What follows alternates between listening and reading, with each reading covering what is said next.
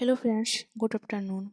आज हम लोग क्लास 10th का हिंदी क्लास स्टार्ट करने वाले हैं।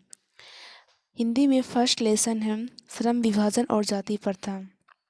श्रम विभाजन और जाति प्रथा से जितने भी ऑब्जेक्टिव प्रश्न बनते हैं हम सारे आपके लिए लेके आए हैं। 50+ ऑब्जेक्टिव प्रश्न आपके सामने हैं। आप श्रम विभाजन और जाति प्रथा के अंतर्गत जितने भी ऑब्जेक्टिव प्रश्न हो सकते थे हम आपके लिए लेके आए हैं। चलिए स्टार्ट करते हैं। फर्स्ट क्वेश्चन है, श्रम विभाजन और जाति प्रथा के लेखक कौन हैं? श्रम विभाजन और जाति प्रथा के लेखक हैं भीमराव अंबेडकर। कौन है? भीमराव अंबेडकर।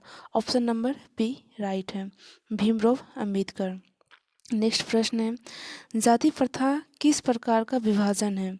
जाति प्रथा जो होता है ये किस प्रकार का विभाजन है?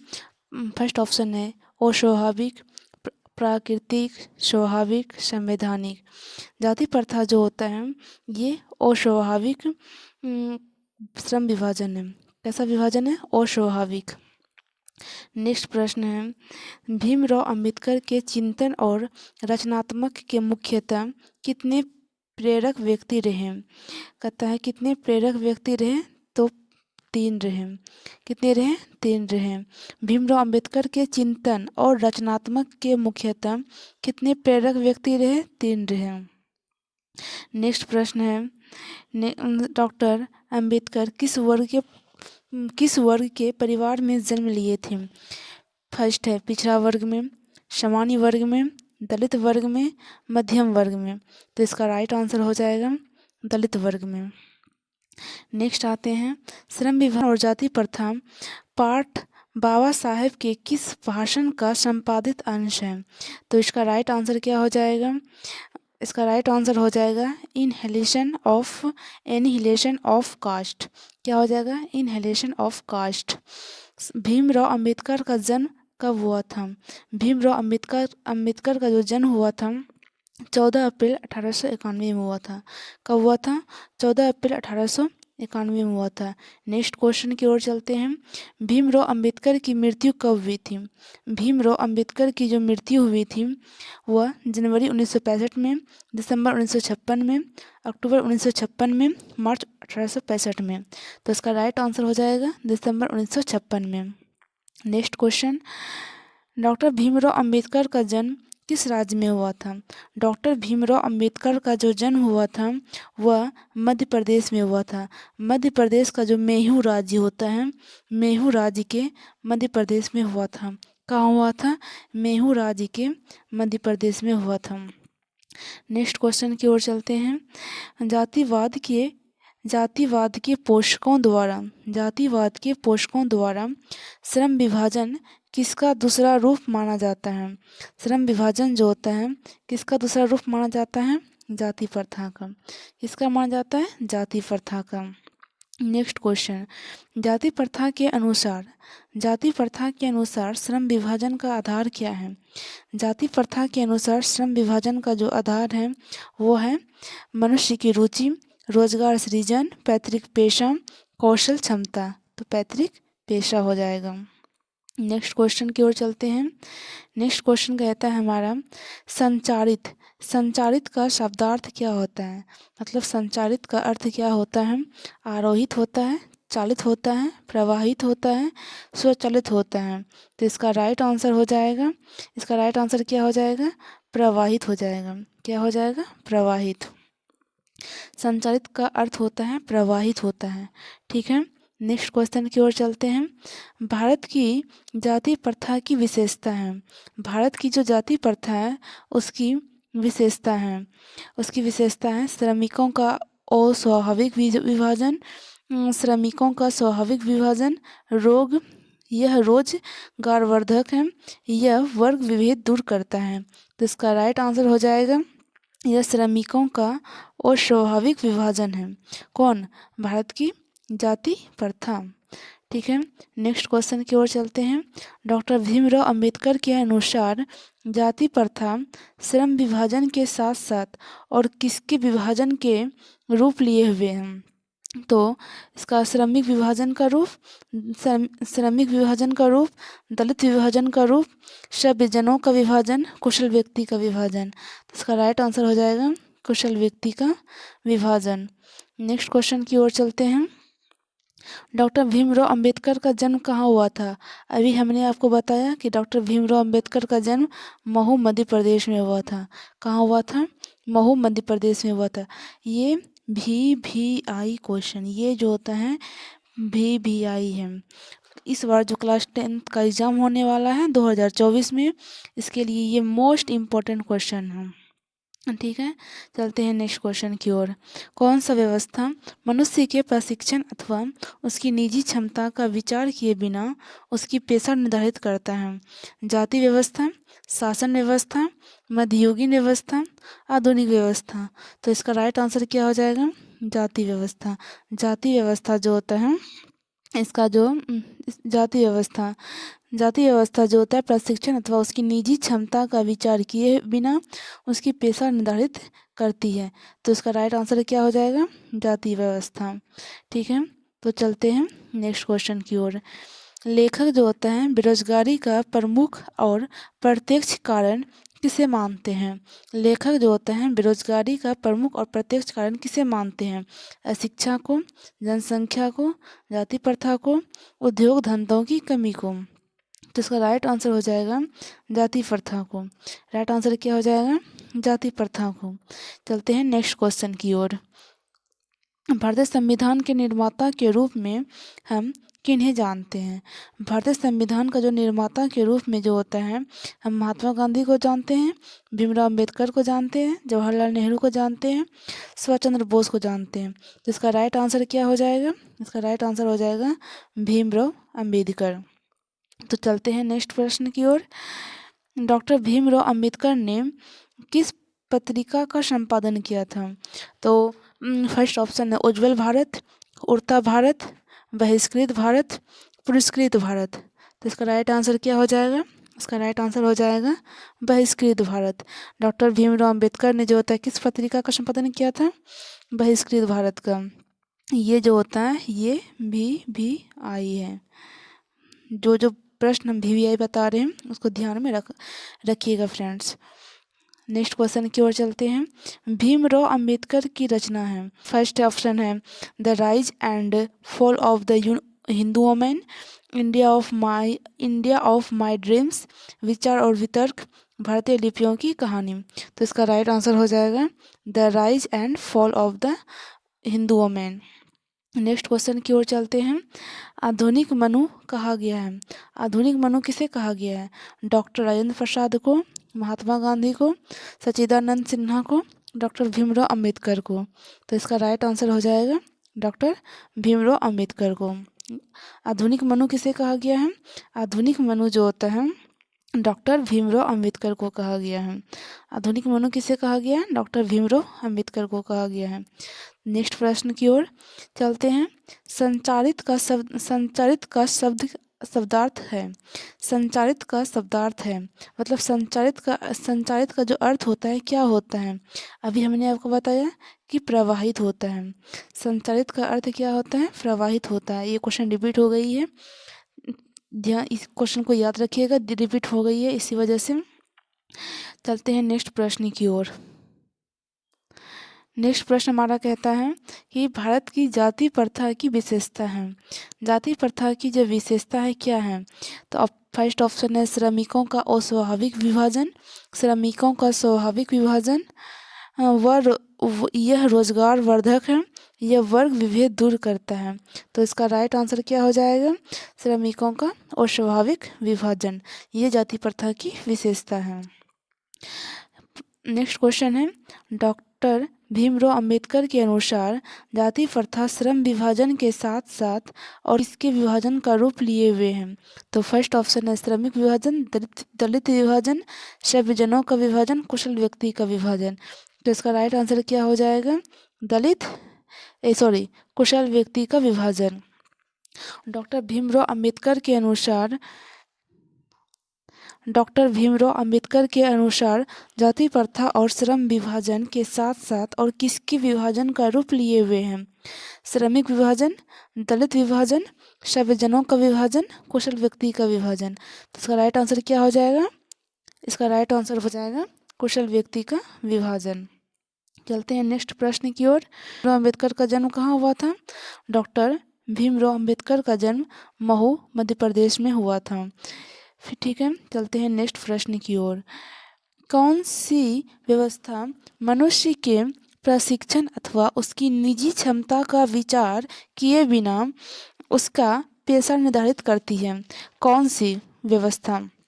तो इसका फर्स्ट ऑप्शन है जाति व्यवस्था, शासन व्यवस्था, मध्ययुगीन व्यवस्था, आधुनिक व्यवस्था। तो इसका राइट आंसर हो जाएगा जाति व्यवस्था। चलते हैं नेक्स्ट प्रश्न की ओर। लेखक बेरोजगारी का प्रमुख कारण किसे मानते हैं? लेखक बेरोजगारी का प्रमुख कारण अशिक्षा को मानते हैं, जनसंख्या को मानते हैं, जाति प्रथा को मानते हैं, उद्योग धंधों की कमी को मानते हैं। तो इसका राइट आंसर हो जाएगा जाति प्रथा को मानते हैं। इसको भी आप VVI में लगा लीजिए। ठीक है, चलते हैं नेक्स्ट प्रश्न की ओर। भारतीय संविधान के निर्माता के रूप में हम किन्हें जानते हैं? भारतीय संविधान के निर्माता के रूप में हम भीमराव अंबेडकर को जानते हैं। ये मोस्ट इम्पोर्टेंट है। ठीक है, चलते हैं नेक्स्ट प्रश्न की ओर। डॉक्टर भीमराव अंबेडकर ने किस पत्रिका का संपादन किया था? डॉक्टर भीमराव अंबेडकर ने जो होता है बहिष्कृत पत्रिका का संपादन किया था। चलते हैं नेक्स्ट प्रश्न की ओर। भीमराव अंबेडकर की रचना क्या है? भीमराव अंबेडकर ने जो होता है किसकी रचना की थी? भीमराव अंबेडकर ने जो होता है the rise and fall of the Hindu women, India of my dreams, विचार और वितर्क, भारतीय लिपियों की कहानी। तो इसका राइट आंसर क्या हो जाएगा?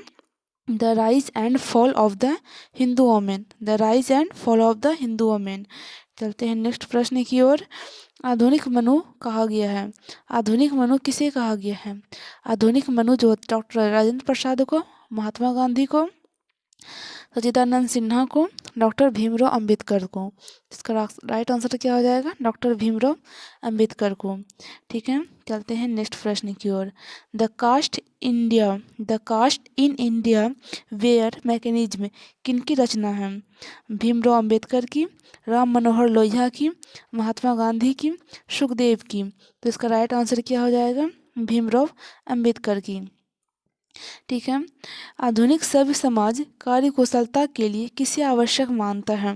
आधुनिक सभ्य समाज कार्यकुशलता के लिए किसे आवश्यक मानता है? श्रम विभाजन, धन विभाजन, जन विभाजन, जाति विभाजन। तो इसका राइट आंसर क्या हो जाएगा? श्रम विभाजन को मानता है। चलते हैं नेक्स्ट प्रश्न की ओर। जाति प्रथा भारत में क्यों एक प्रमुख कारण बनी है? फर्स्ट ऑप्शन है आपका उत्पीड़न, बेरोजगारी की वजह से, अमीरी की वजह से, गरीबी की वजह से। इसका प्रमुख कारण क्या है जाति प्रथा का? बेरोजगारी की वजह से जाति प्रथा चल रही है। ठीक है, चलते हैं नेक्स्ट प्रश्न की ओर। मूक नायक क्या है?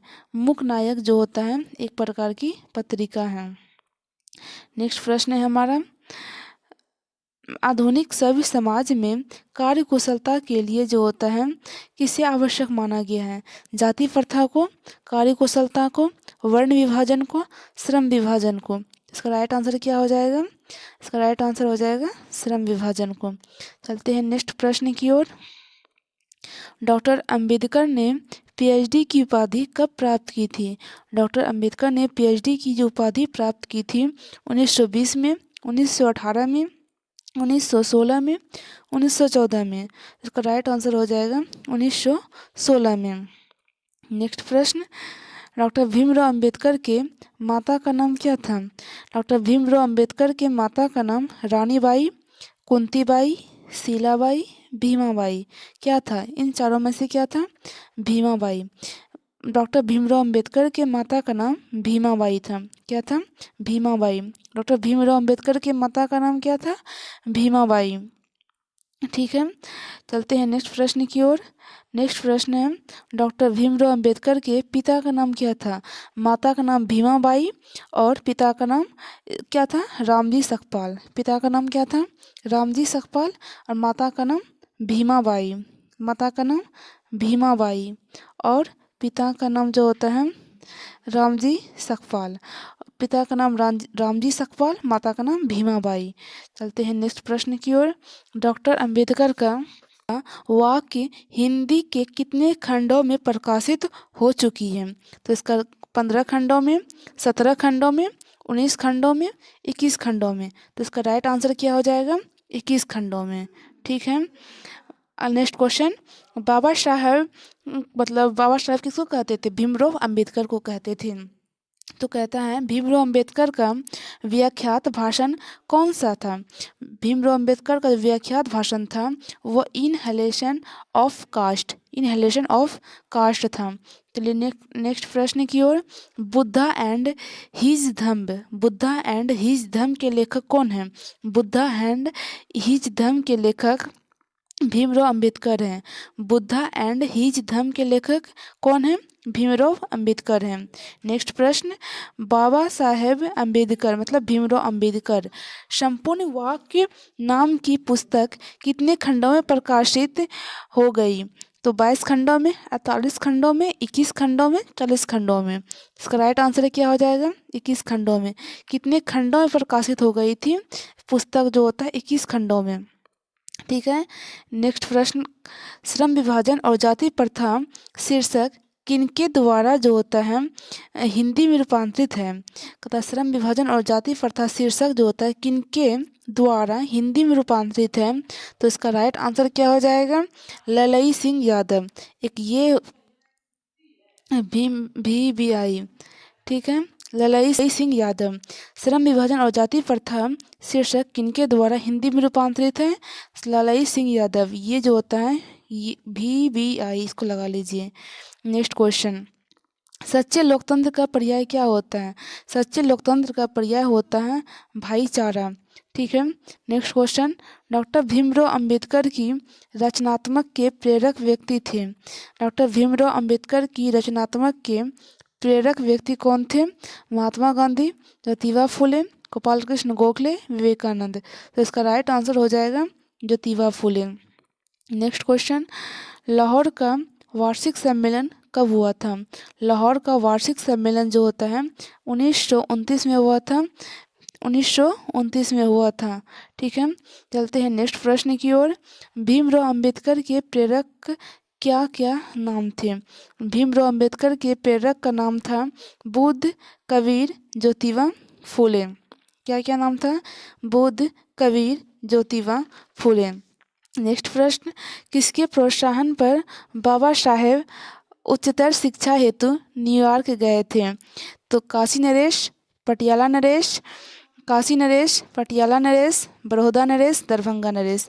इसका राइट आंसर क्या हो जाएगा? बड़ौदा नरेश। ठीक है। नेक्स्ट क्वेश्चन, विडंबना, विडंबना का अर्थ क्या है? विडंबना का अर्थ होता है उपेक्षा होता है, अवलंबन होता है, उपहास होता है, आडंबर होता है।